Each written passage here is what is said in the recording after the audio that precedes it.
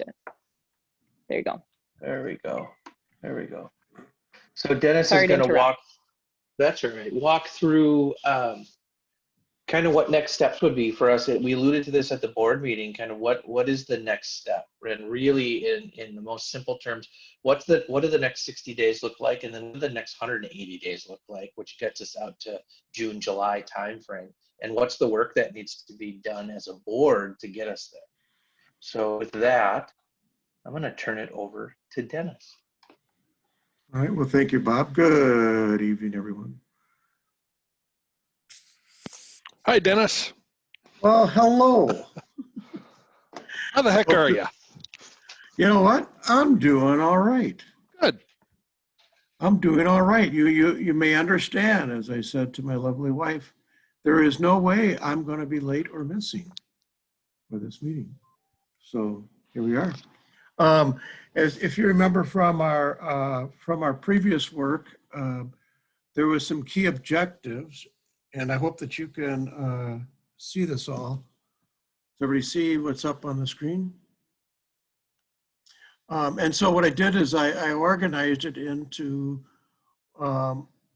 what are some of these key objectives that you laid out when we had the retreat, and then I took a look at the key roles of a board, from policy to long-range planning, board operations and development, superintendent relations, and public engagement. And I basically just took all the notes of what you wanted to stop, what you wanted to start, et cetera, et cetera. And this is just a worksheet, so this is not an answer, just a worksheet. I started placing in, so for example, long-range planning, operational oversight, principals as district leaders first and building managers second, and the budget adjustment process. And so that was set out, I think, as some first initial goals, as well as for board operations, for you to move into a direct rather than fixed stance, and to stop for board committees, and to and engaging in, and I think this was a stop engaging in management fixes for others. And so all I did was put some of the others in the January, March, and I thought what might be helpful is, number one, to kind of, for you to look through and to clarify any questions. Number two, as a board, to be able to say, well, in these 5 key roles and in the next 180 days, from January through June, how can we organize this or edit or add that you believe if we accomplish these things as a board, we'll better fill our role in long-range planning, we'll better improve our operations and development, we'll work with the superintendent relations and public engagement. Okay? And I didn't have any in district policy. So if there is district policy work here, we certainly can add it. So I thought I would provide you an orientation to the worksheet and invite board members to kind of share your ideas where you think things might fit, if they need to be edited. Are we missing anything? So this is more of an open conversation with all of you.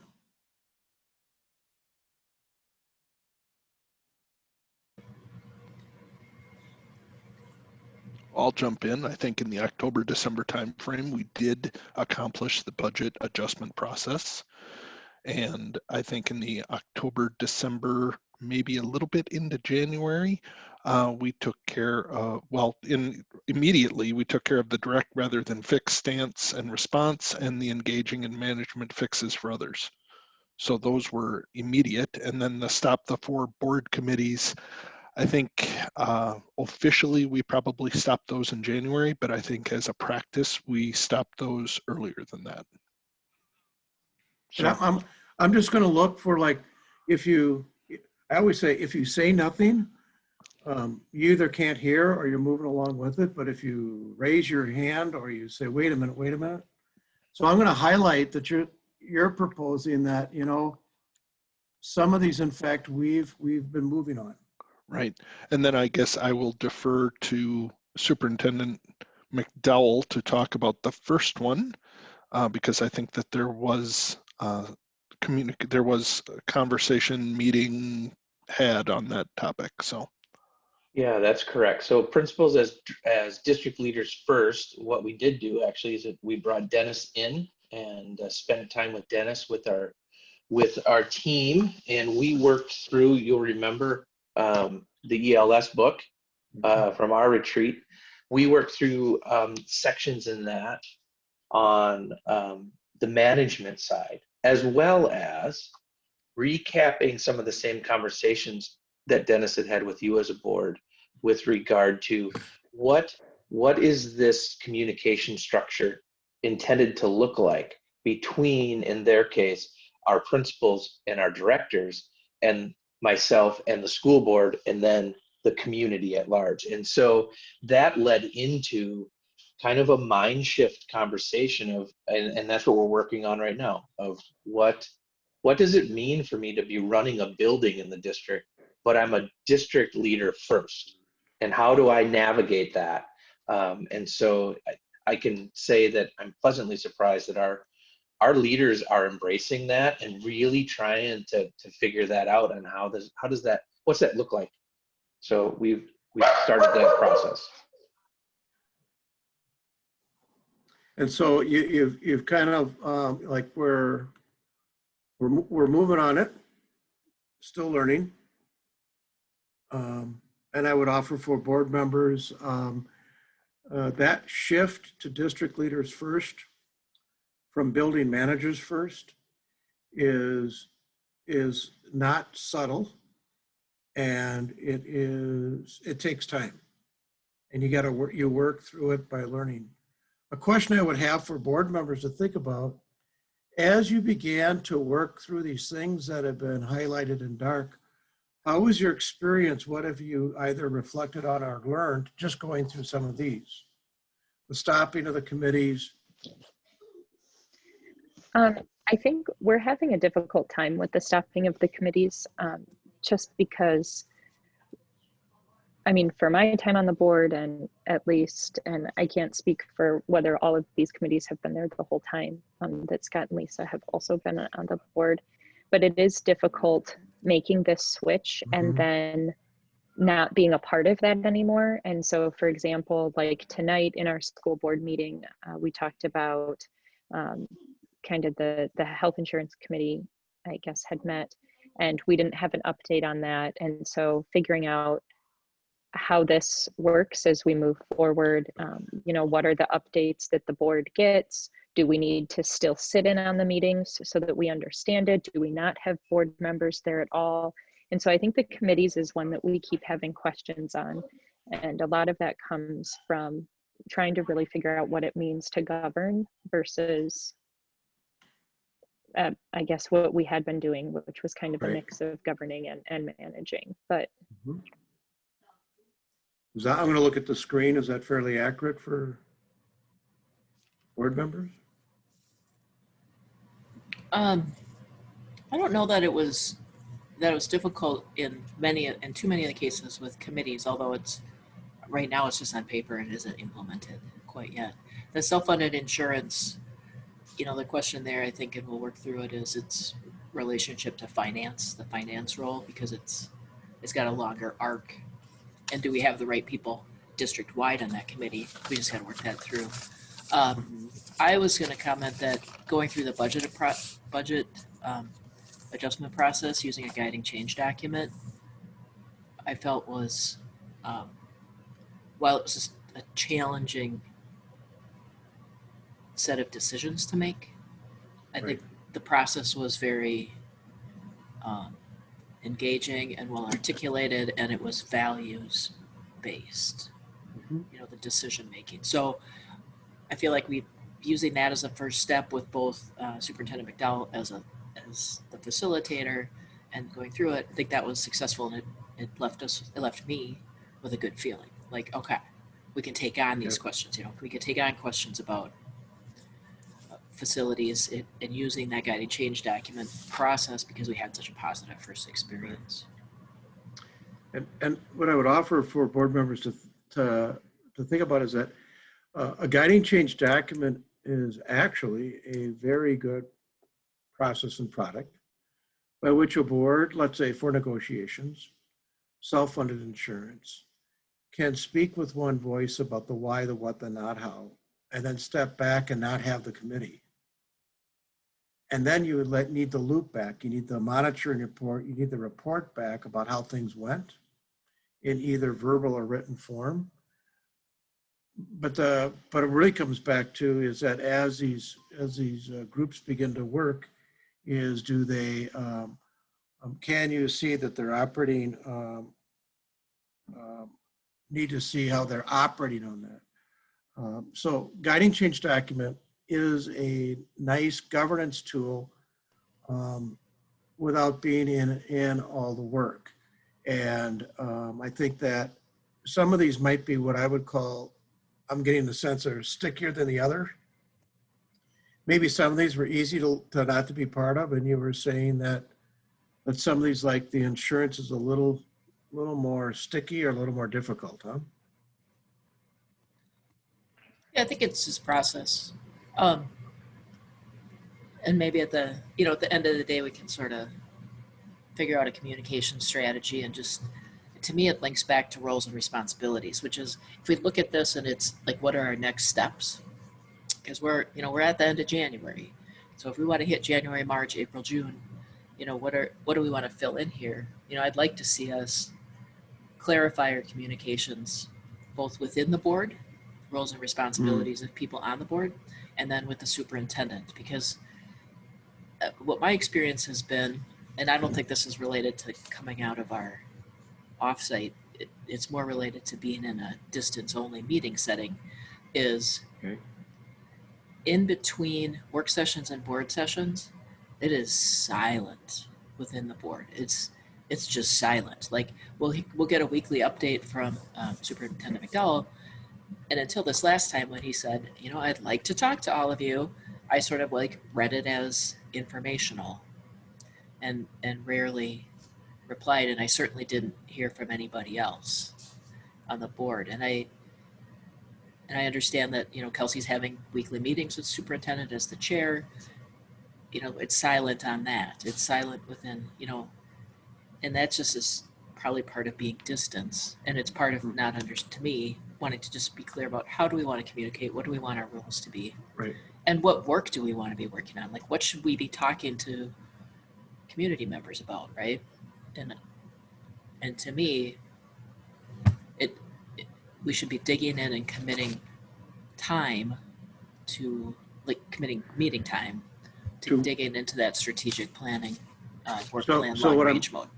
So what I'm hearing, Lisa, is that there's internal board communications as part of board operations and development, as well as moving forward into your other key role about public engagement. Both, which I think you're saying, and I can see that happening. Doing everything at a distance creates its own challenges on both of those fronts. So I'm going to kind of say it. Yeah, and we now have a public engagement committee. We don't know what it's going to do yet. I mean, we just haven't run it, right? Right. You haven't created a charge statement, or again. Well, I think we have a charge statement, but we just haven't got it rolling. Like a draft of one until the committee really pulls together. But yeah. Yeah, we're in the middle of that, but we're not in the middle. We're at the very beginning of that. At the very well, think about this here. It wouldn't surprise me. You're stopping these committees. You haven't quite yet started. You're in this transition zone. As you begin to start these committees over here, policy, finance, facilities, public engagement, that in itself is going to create different work than negotiations, joint powers, but it's going to create work and focus and also some reward in itself. How about for other board members? What's been your experience, both positive and challenging, as you've gone through this work since we had the offsite? I can talk a little bit about my experience. So with the budget adjustment process, we had to make some very difficult decisions. I do like the way that it was ran. I thought it was very well organized. It was laid out in a way that it was very transparent in my Okay. opinion. So I thought it went really well. Where I kind of struggled, and I think I can say this for pretty much every point, is that without having clear long-term goals, I didn't know what things I should prioritize. It was I felt like I was just playing darts and let's see, okay, well, hopefully this is the right decision. I don't know at this point. But it would have helped. And I think we're looking at that is that strategic plan and that long range model is, okay, well, really, what are our priorities? Where do we see the district in the next 10 years? And that will help facilitate decision-making in the future for me a lot better. But that's where I really, really struggled. It's like, I don't know. Well, you're in a very tactical and challenging process, budget adjustment, as I hear you saying, without context, without goals. It's kind of like, where's the filter of why we're making the decisions that we're making? And yes, my understanding is that you're moving towards that. And this again, without a pandemic, without a distance for everything, this probably would have been may have been easier or be able to do things, but where you're at, a lot of boards and districts are, as I say, they're trying to do the very best they can in the situation that you're in. Kelsey, were you gonna jump in? Yeah, I was going to say, I agree with Stephanie with that lack of kind of what our long-term goals are, that I do think that made the budget adjustment process a little more difficult because it was hard to kind of set the priorities. Like, what is our vision? You know, where are we going? That longer term vision is not something that I feel like we've spent a lot of time talking about.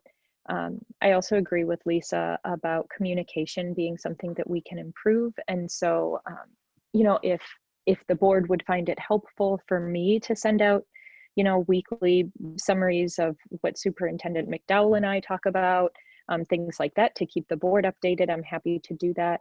I also think another place that we struggle with communication is prior to board meetings, you know, when we have an agenda, that if there's questions about the agenda, if there's issues about the agenda, if you're intending to make a change to the agenda, that it's really good to know that ahead of time, so that if there's questions or anything like that, that we can make sure we're prepared for, or to have the appropriate staff member on the meeting to answer any questions. And so just so that we can make sure that we really can get all of the information we need at any given board meeting, that I think that's another one where we struggle with communication. But so I do think board communication in general is something we can work on. And I think part of that comes from defining our roles, like Lisa had mentioned. Right, and what I just offer for your consideration, it's just a comment for consideration that has come up quite a bit in the last year or so with boards as they're moving. It applies all the time, but specifically at a distance working situation, and that is typically for boards, there is this combination of what I would say light, continuous conversation, especially between a board chair and board members. In the last year, a lot of it has been centered in how are you doing? And do you have any questions? And are we prepared for the meeting? You are not doing a serial meeting. You are not asking for positions on any issues. You're checking in on members, and you're making sure that people feel that they're prepared, that they have the information. Sometimes it's a written report to members, typically through the superintendent, about what's going on. But I do know that we've worked with a number of boards, and I don't know if there's a condition that's for you, that sometimes there's such a concern or fear of serial meetings, that there actually isn't communications between board members or between board chair and board members, because, and yet I see you raising your hand, Kelsey. I could tell you, here's a very typical comment working with a lot of our board chairs and boards. We're getting ready for a board meeting. Maybe I'm talking with the board chair, superintendent, and usually I ask a question and you prepared. Are you ready for this? You know, it could be a challenging conversation. Typically a board chair would say, you know, obviously I've not asked any member where they stand, but I have asked them, do you feel prepared? Have you got the information? Have you had a time to read it? Do you have any questions? Here's the questions they've been asking me. And the superintendent would say, well, here's the questions I received by email. So let's get ready for this meeting. But all the conversations is with the board trying to be prepared, work sessions and action meetings. The key litmus test is, or the key way to make sure that you're operating in the way you should, never ask about positions, never ask about opinions. It's really is, are you informed? And then there's that personal level, like, are you doing okay? Because I've worked with boards that if they don't develop some level of what I would call interpersonal rapport with each other, it gets really difficult to come and do high stakes work with each other for 60 hours a year if you really don't interact or know each other in any way outside. And sometimes those little conversations help build up this rapport or no, probably the most extreme and negative example, but I'll use it, is we had a board that was highly divisive, and board members were really angry with one board member who was seen as an anti-education, anti-child. This is what I was told, anti-education, anti-child. And every board meeting, gotta leave, can't wait, gotta leave, never wants to stay past 9:30. Went, oh, okay, so we have a board retreat, and what we asked board members to do, if they were willing, to bring a little slideshow of who they were and their family. And the guy puts up a picture of 6 adopted kids. And the whole board sat back and said, what's that? He goes, it's our family. Someone said, I didn't know you had any kids. He goes, we got 6 adopted kids and we have 1 more coming. And he goes, my wife works nights and I'm responsible for putting the kids to bed, for homework, for breakfast, and getting them ready for school. And then I go to work all day. He said, I have to be home at 9:30. And you could just see the board members looking at each other. And he just slyly said, you know, I don't hate kids because I spent so much of my life taking care of kids. The board members then said, we had no idea. The board changed when it realized people around the table are people. Do we know each other? And the board said, we actually don't talk to each other at all. And so I would encourage you, and by the way, that district is probably within 20 miles of you. So I'm not using a far off story. What I would offer for you is, can you have light conversations checking on readiness? Can you have informational exchange in writing? Typically, Bob, through your superintendent's report, but sometimes it might be a note from the board chair, just want to keep everybody informed. Here's a piece of information. It might help to increase the communication, because sometimes the informal communications can be as effective as what I would call formal written. And the real litmus test is that you're not doing serial meetings. And you're not doing meetings of groups. But it never was meant to say that you could not talk with each other. Now, I'll stop right there. I don't know if that makes sense or it's helpful or not.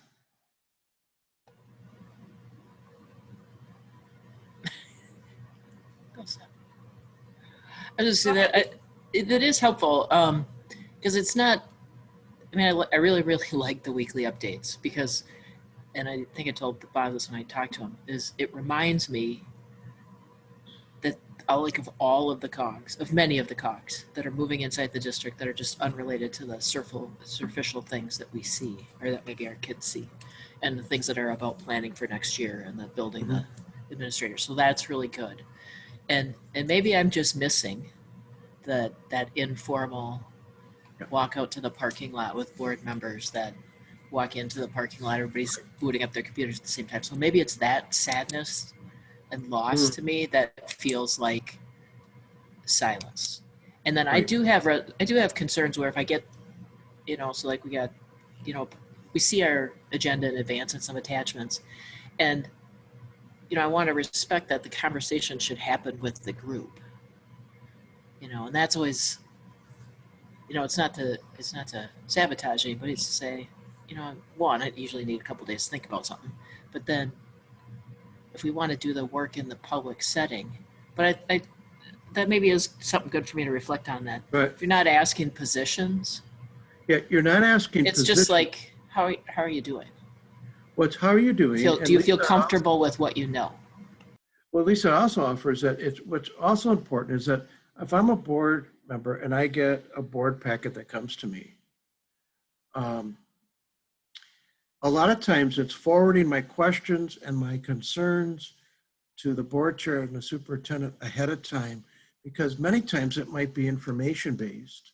And what you don't want to do is get to the board table and ask a question or looking for information that could have been prepared, but now can't be prepared. And as a board, you're left short. Versus, here's all the questions that we've got. It's all under the kind of the mantra of no surprises, but that doesn't mean that there isn't a robust conversation at the board table. It just means let's not have surprises that we could have prepared for, so that you have a robust conversation. And I'll offer you, we're just talking with the board. One of the boards we work with has a tradition that before their board meetings, they always have supper. And the board members are saying the number one thing they miss sitting down and having a meal with the administrative team before they go in for the big board meetings. It's their grounding. And so we were having a session like this, and one board member said, it's been 10 months since we had dinner together. He said, I don't know about all of you, I hate meeting this way. This is not who we are. And so they joked about how the superintendent offered to send them all spaghetti dinner at the same time so the next Zoom meeting they could have. And they joked about it, and someone said, I would take a virtual dinner over no dinner at all. Well, then they realized we actually miss being with each other. So not to overemphasize a point, I'm just saying practice, where's the light connection, information transfer, all organized around that the board members feel connected and prepared for the work that's coming up. And then the other way that you can also do that is make sure that the superintendent and the board chair know on board packets of your questions, information questions, clarification questions, or concerns that you might have about an issue. So any other comments before we kind of move forward? No, I just wanted to make sure to address Lisa's point that receiving the questions ahead of time in no way would impact that discussion at the board table. Yeah.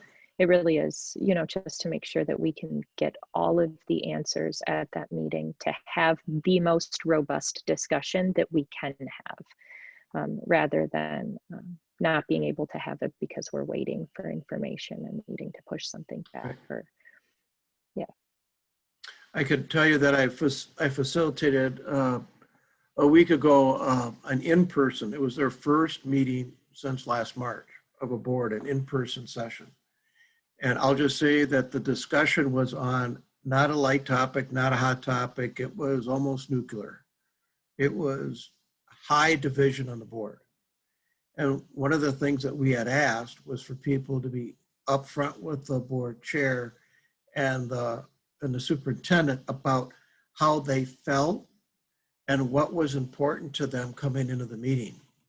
So when we sat down, the board superintendent and the board chair were able to say, here's what we know board members want to talk about.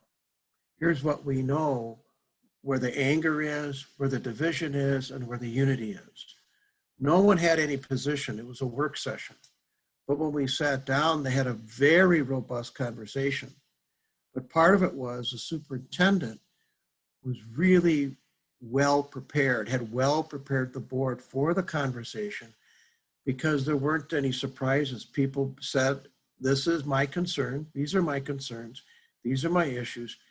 And here's how I'm feeling about this issue that we will talk about, but it didn't blunt the conversation in any way. And by the way, at the end of this very hot conversation, all the way around, there was expressions of gratitude for the honesty. They did not come to an agreement, by the way. They understood each other's positions, and they all said it was a really good discussion. They will eventually reach what I would say a unity of voice, but at the end, I just told them, you're not close. They said, no, we have just clarified.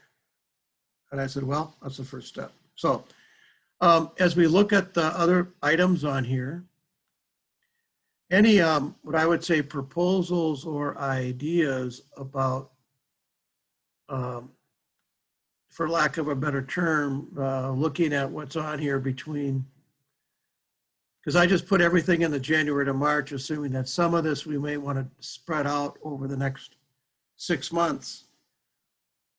It's still a lot of work.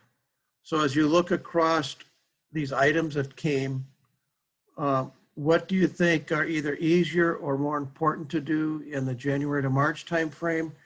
And what are some of the things that might naturally float into the April to June?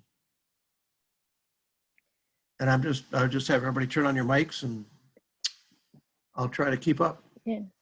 I mean, so one that I look at is the evaluations. And so I think those are incredibly important. We need to figure out how to do the board evaluation, how to do the superintendent evaluation, but also trying to get us on a cycle for that. And so in my opinion, which please rest of the board chime in on this, I feel like moving that into those, the next column would be more ideal, so that if we do have a turnover of board members, that they have a few months to kind of get used to things before going into a superintendent evaluation. So I'm just going to show you, this is what I would intend to do. And then someone might say, well, I'm not sure about that, but this is what I intend to do. People say, it may make more sense to look at this. It's still a priority, but it may make more sense to look at this in this time frame.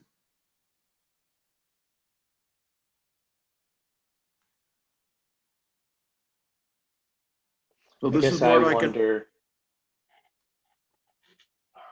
I've heard people talk about the whether we're going to call it a strategic plan or strategic vision or strategic priority statements. To me, I'm wondering, and I know Dennis, you and I on some different times have talked about this, that you know, I'm wondering if it would behoove us in the shorter term to look at trying to decide on some what are those priority statements. Maybe it's not a full-blown strategic plan right now. Okay. Maybe it's more of a, here's what's important to us as a board over the next, well, however many months we want to say it. Because what I just go back to what I heard Stephanie say in terms of, is it hard, would it be helpful for us to at least have the board agree on some visioning statements that are big ticket, the big rocks, knowing that there's going to come a point in time when we do need to kind of go through a strategic realignment, but would it be helpful for us to do something between now and March, now and April, so that sets us up for bigger decisions as we move through the summer? That's more of a question, I guess, for the board and what the feelings are. Yeah, I think that's a logical first step.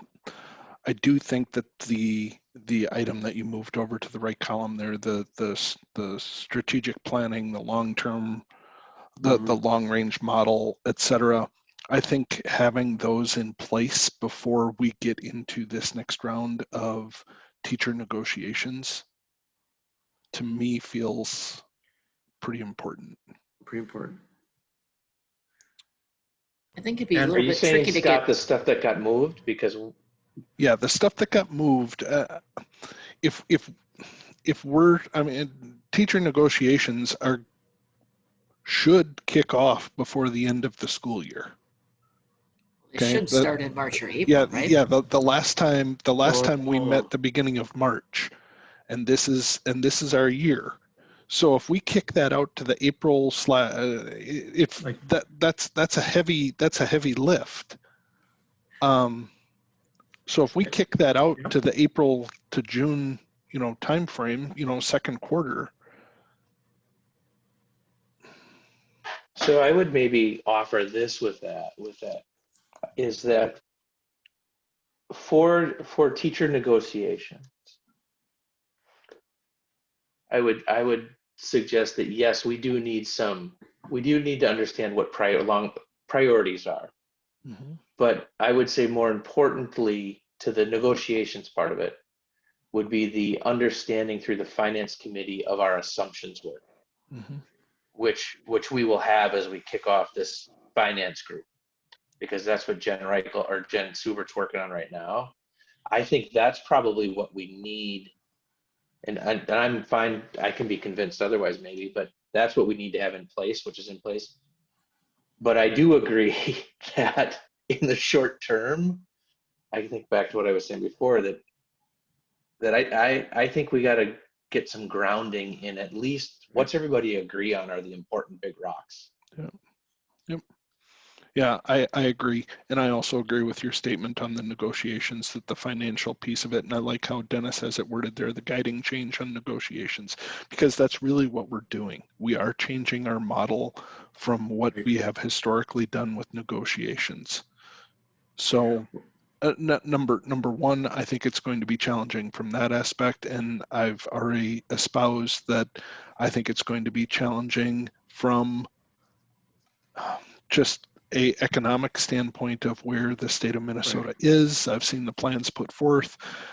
I'm not holding my breath thinking that they're going to have this settled by the middle of the summer without special sessions, and who knows what it's going to look like, because we have a divided legislature. So, and we know that we have a budget deficit staring us, and from a state perspective. So with all those things in play, I think it's important for us to really have it be, I won't say cut and dried, but really have our process well thought out so that it can be applied. Yeah, to your point, Scott, I think that piece of having a guiding change document on negotiations that really clarifies our assumptions, so that that gets brought forward into that teacher group, because that's the largest group and has the greatest financial impact. It comes out of finance with touch points with the rest of the board. I found, like, when we did the budget adjustment, just the conversations about, this is a thing our district values. This is what we value at the elementary level. This is what we value at the high school level. Options versus size, that kind of thing. That was a really valuable and enjoyable conversation. And I would like us to start that, and whether that's in that priority goal statement, where we go back to, or we reiterate having a chunk of time in each of our sessions, Right. where we really talk about that. This is what we care about.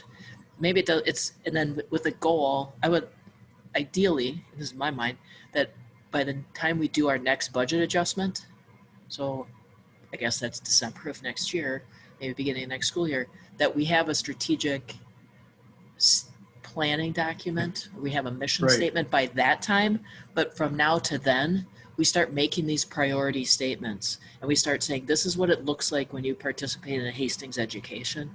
These are the experiences, general experiences that you're going to have. And I see that happening by blocking time in every single work session, maybe blocking time in every single board meeting from now to then. Yep. And if just to jump in for a second, Yeah. Lisa, I agree 100% on the value of those conversations. And to that end, if you recall, they were pretty robust and not always in agreement conversations, which I think was really good because I really enjoyed hearing other people's points of view.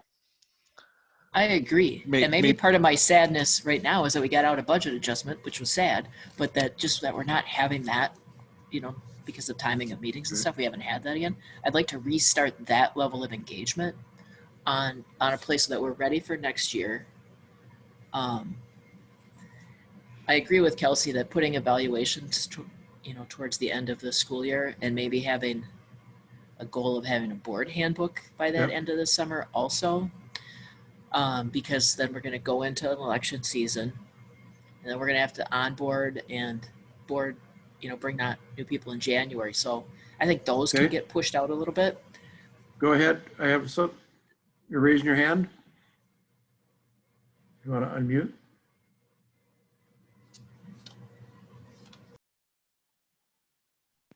Who are you talking to, Dennis? NP Conductor has been raising his hand. Well, I just wanted to reiterate, basically, Lisa stole my thunder. We're in election year and there's a lot of things,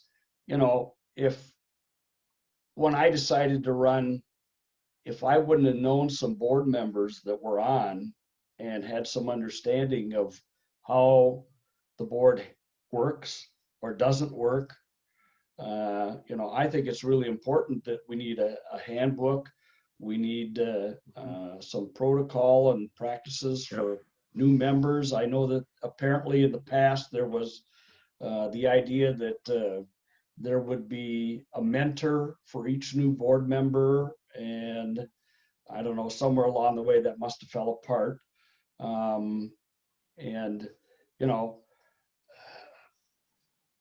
I think we have to be prepared, whoever runs or whoever gets elected is the question.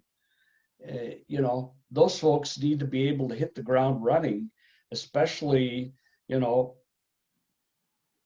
our current situation. It's like, where's this board going to carry District 200 in the future, and how are we going to do that?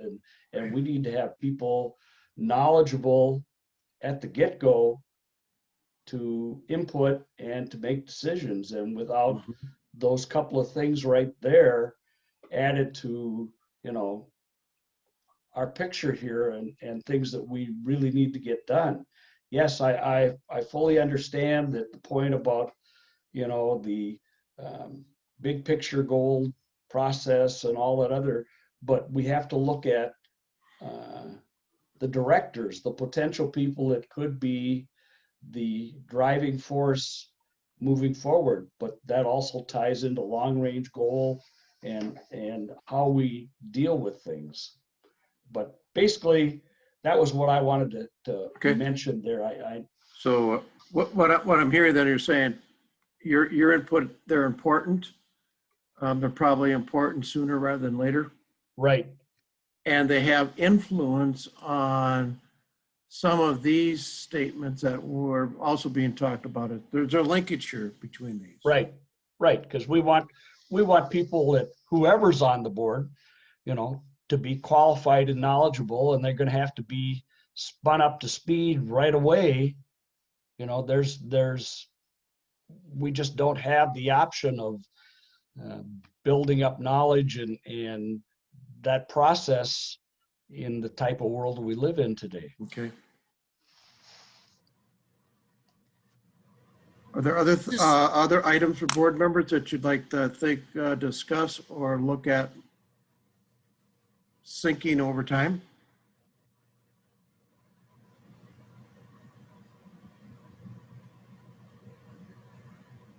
Well, I would think, some things for me to think about. I agree about the board handbook, and I think it is definitely tied to coming up with those goal statements, because I think the goal statements need to be part of that handbook, right? To Right. try to, educate new board members and such. But I also think that at least for me, I have a really hard time with talking about things and generically, this is something we want to get done. And I really like things to be more concrete and an understanding of when we're going to do this, who's going to do this, and to really kind of take charge. And so as we think about this, the goal statements and such, I like Lisa's idea of maybe we set aside a chunk of time at each work session to be talking about this and figuring that out. The board handbook, do we want, who do we want to come up with the board handbook? Is that something the board members are going to come up with? Is that something we would like to talk to Kathy Moen about working with us on? What does that look like? Because I think that's how we really move forward with each of these points, is if we can start to develop that more detailed plan with it. Yeah. And I think I brought this up at the offsite, and I'll bring this up to you. A board handbook, you don't need to create the wheel. There's a couple of really good examples out there. You have to make it your own, but I think it's something that you can move on. And two, what I find on things like a board handbook and onboarding protocol and practices, boards as a whole have a tendency to do better with something prepared for them to begin looking at, not a clean piece of paper, looking at each other and going, what do you think? It's better off to say, we looked at 3-4 districts, here's what they did. We took those, we brought them together in something that we think really sounds like our district. Now let's start from there. Just like when we were talking about tonight, Bob said, well, how do you think we can do this? I said, you know what? A board does really well if they got a worksheet in front of them, but they don't do as well as if you just have a blank piece of paper. So you could call for research into a handbook brought to you with some ideas and drafts, and then as a board be working with a partially developed product. Yeah, and I direct you to South, quite honestly, South St. Paul, Mounds View, I think are two that have some very, there are handbooks that have been around that have stood the test of time. Well, and I would just go back to the budget adjustment process where, essentially the board directed the superintendent to sort of facilitate that process. And as each step came up, we'd gather the questions and we'd do the next step. So I could definitely see, us asking, and I would completely agree, Dennis and Kelsey, I like that too, a name and a place and something to react to. As we could ask Bob, I'm done saying the superintendent. We could ask Bob to facilitate us through both those goal statements and whether he uses Kathy to bring in a draft document or to develop a draft document or to research some onboarding processes through MSBA. He does his work behind the scenes and he brings it in as a thing for us to react to. And even at a distance, the board could practice just saying Bob's name altogether, and then he knows that he is thus being delegated. Well, I hesitate because, and we haven't had this conversation yet either, and it's about sort of a practice. Yeah. Do we say Bob? Do we say Robert? Do we say Superintendent McDowell? Do we say one thing when we're in a work session? Do we say one thing when we're in a school board meeting? That is a little bit of, like how do we behave? How do we behave in public? And I don't know. I tend to call everybody by their first name unless I know some embarrassing nickname. I can give you a nickel's worth is, I'm trying to remember if I know his nickname. We won't use that. But typically what boards will do is that they may be more informal in the work session and development sessions, and they're more formal at the board meeting. So at the action meeting, it's Superintendent McDowell, right? It's director, it's more formal. To be highly formal at a work session actually doesn't make sense. So we have a lot of board, it's first name, informal, formal at the action meeting. So that's one practice. Yeah, and I just call it out as something we haven't agreed to yet. Right. And I definitely want to agree to I'll go along with whatever the norm is. Yeah, I don't think we've agreed to it, but I think that's kind of been our practicing norm. Oh, okay. Well, Yeah, we say Superintendent McDowell, but we definitely don't call each other director. No, Oh, okay. Well, No. Dave does. Um, Dave does a little bit. And we got more formal in the last year. Part of that is because I'm also on another school board where we're a little bit more formal. Right. And so, but that's a learning process too. You know, most folks, if they haven't been in some kind of public meeting kind of process, they don't get the task that, okay, if I say Bob, there might be 3 Bobs that are in the group, but That's only right. the right Bob stands and says something. So, you know, you have to use the official title because it's out for the public. It's a Right. process deal. Yep. And it offers, we're at about 8:20. We've got about 10 minutes to go unless the board as a whole would like to extend it for 15 minutes. But again, our goal was to take the work that you developed at the offsite and begin to organize it in time to be able to walk away with a draft 180 day plan. So I would, any comments on that, Scott? just And welcome, one. Brian. Yeah, just one more thing. The improve the board agenda and public comment structure. I think the board agenda, I think we've done that. The only part of that I would look for consensus on is the public comment structure. You know, do we have that? I think we have a process in place for that. I don't think we've had anyone take advantage of that as of yet. Right, as of yet. Well, I take We that had back. one last meeting. Yeah, at our last meeting, we actually did. So Yeah, and we've got a process. yeah, I think that's done. yeah, I think so too. Other comments? And again, we'll go for another 8 minutes unless people wish to extend it. There's not anything else if we scroll down, is there? Like with the superintendent relations on, or anything on a page 2? Oh, there we go. This is public engagement things Yeah. down here. I got to kind of hold to the 8 minutes here, folks. Okay. So Well, is maybe- this some, go ahead. I would say maybe now that that committee's been identified, and I guess it's up to the folks on that committee they could decide is now till March sort of the right time to get a charge document Right. in place. Maybe that's the action item, or Yep. or is that something that would be better suited to later because it's going to relate to some of the other work we do previously.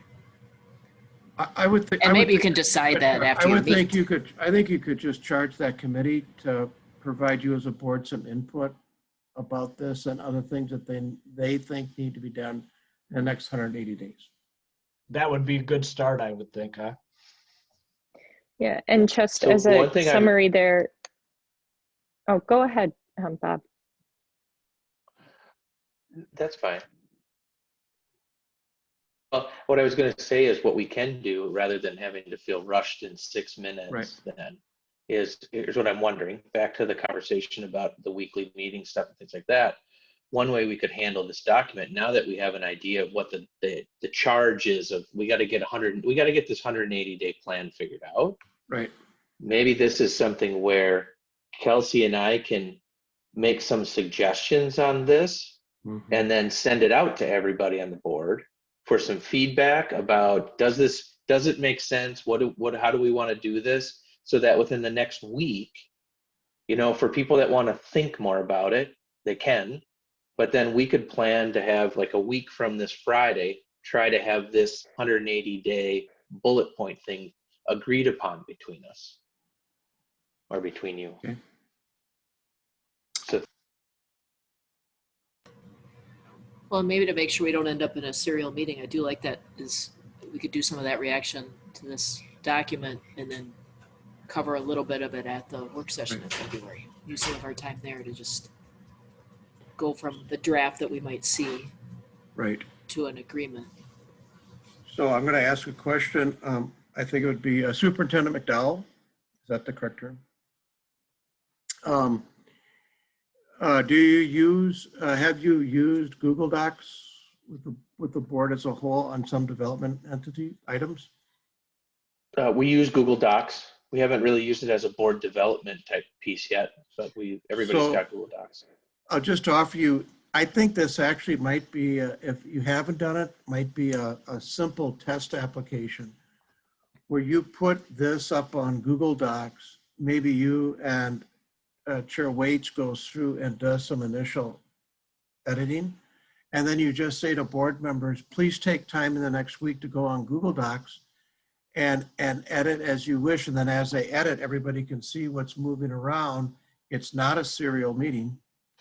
And it allows everybody to see everybody else's ideas that they've been thinking about. So some boards use Google Docs to move ahead with some, what I would call shared work without being in the same room and without doing a serial meeting. I guess I'm a little confused because comments on Google Docs to me seem like I mean, since it's in real time, it almost feels kind of like a conversation. So how does that not constitute a serial meeting? Well, the issue would be is if you have a Google Doc up and you're all on the same time, that's an issue. But if I've got a Google Doc up and I get up at 4 a.m. and I go on it and I go, I think I'm going to offer to do some editing, you all will see what I edited in, in different colors. And then as a board, it can be moved back. I mean, you can edit the Google Doc. No, you don't all want to be on at the same time. That was my assumption. Yeah, I just wanted to reiterate that we just did that and got reminded that that is indeed a serial meeting.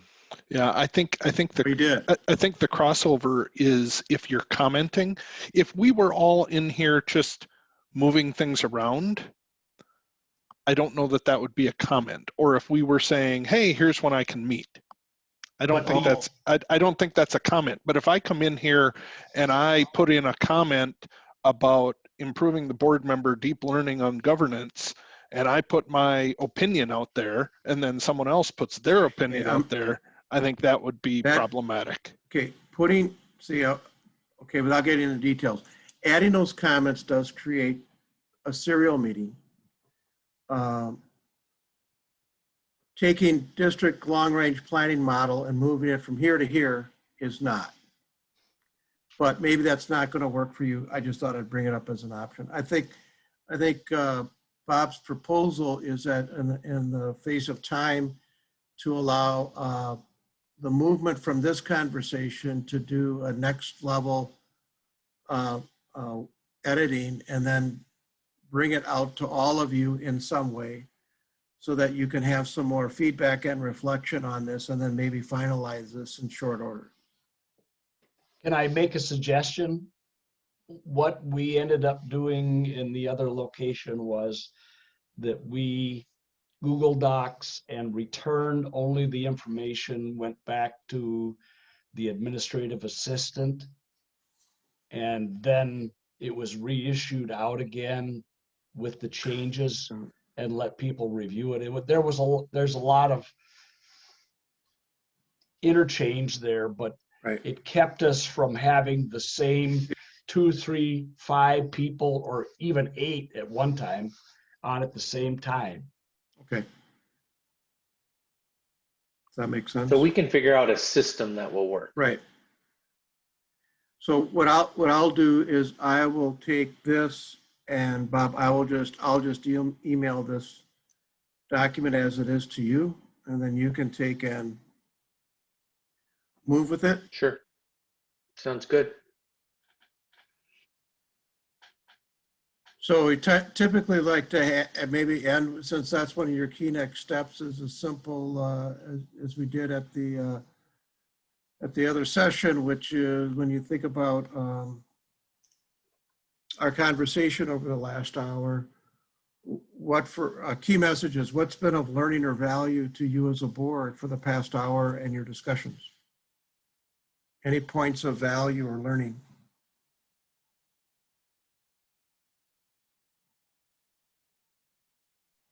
I really like how this board, I think we're high functioning. I think we talk well together. I think we talk through issues well together.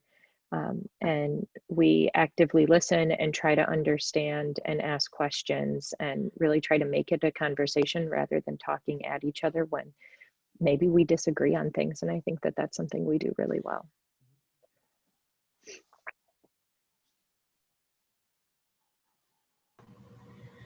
I really found it valuable to revisit this document and just sort of remind ourselves like what's the work ahead. And I just love hearing that common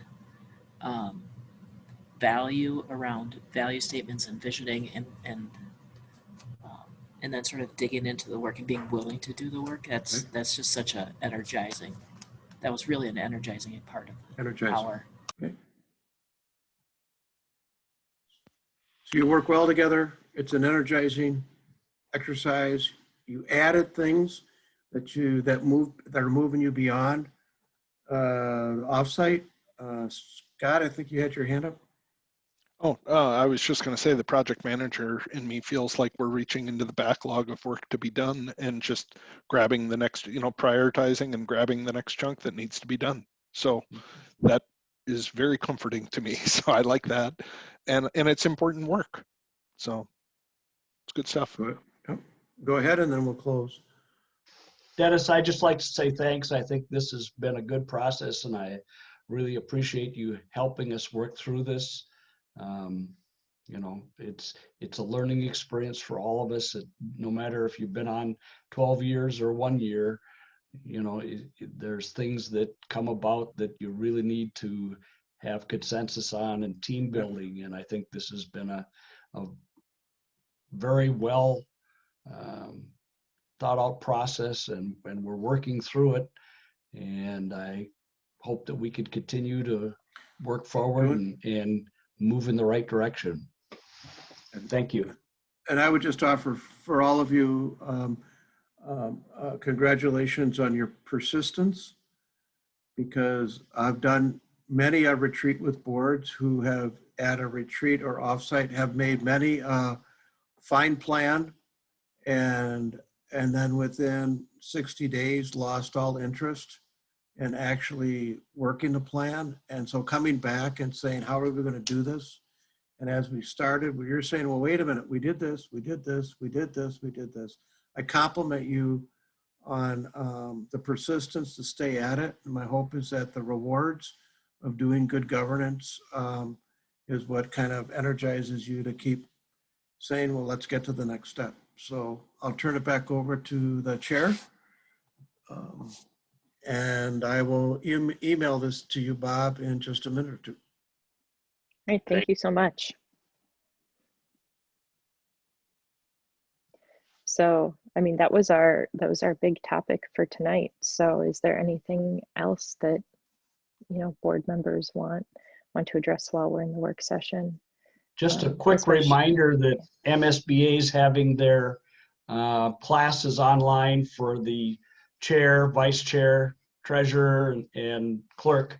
And so make sure we get on. I know we were talking about going to do that last year and COVID hit and none of this worked out. So I'm trying to work that into my schedule and I would hope the rest of you could get that done too. Yeah, Stephanie and I were able to do it last year. It was a good commute back when we could, get to know each other in person. And we even talked about COVID then, trying to figure out what would happen if there was an outbreak. I gotta go. Here. Take care. So, okay, bye. Bye. So, I guess then next steps, it sounds like Bob and I will look through this list and send it out to board members, maybe with some updates or ideas and see what board members think, and we'll figure out a system from there. Sounds good. Okay, great. That was pretty productive. Thank you, everybody. Yeah,